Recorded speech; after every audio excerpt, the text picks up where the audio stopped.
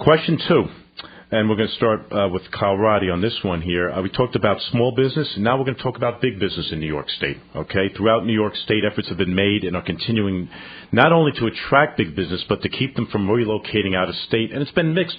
I think people would say with some mixed results. Many have agreed we need to do an even better job at attracting and retaining big business because of jobs and tax ratables.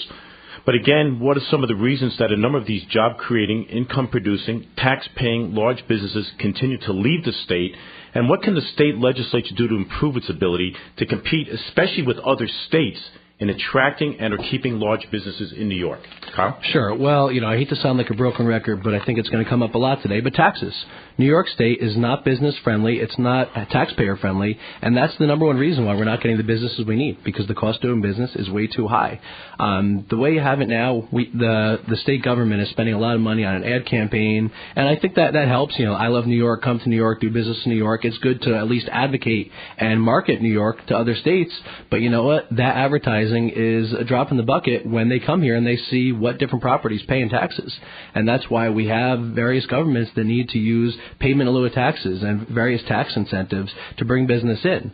And you know what? If that's what it takes, that's what we do. I know the Village of Goshen is open to different tax incentives for business, and I've made that clear in the past. But you know what? We shouldn't need to be. We should have a governmental model and a tax model that's actually fair and welcoming to business. And I think this round of economic development initiative, these regional councils, it's a step in the right direction again. But the real thing that the state needs is mandate relief. It's not various grants to give out, because all grants are is taxpayer money coming back to specific people as opposed to all taxpayers.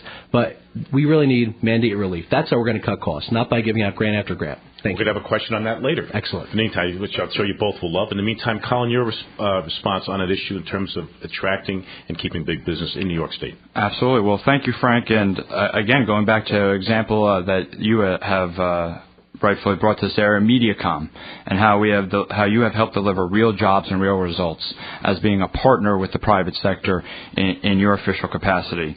And again, we can say the same buzz terms and buzzwords, but it comes down to it. It's unsustainable to start a business, to try to grow a business here in New York at any level, small, medium, or large. Something that I've been working with through my reform group for the almost 3 years.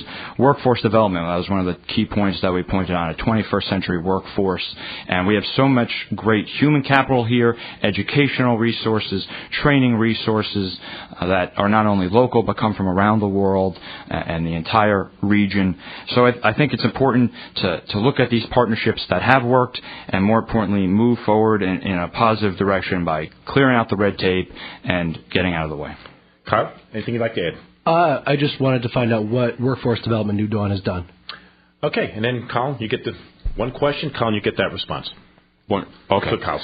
No, absolutely. Well, New Dawn as a reform group that I started nearly 3 years ago, and we focused on budget reform, ethics reform, and job creation as our key points throughout New York State.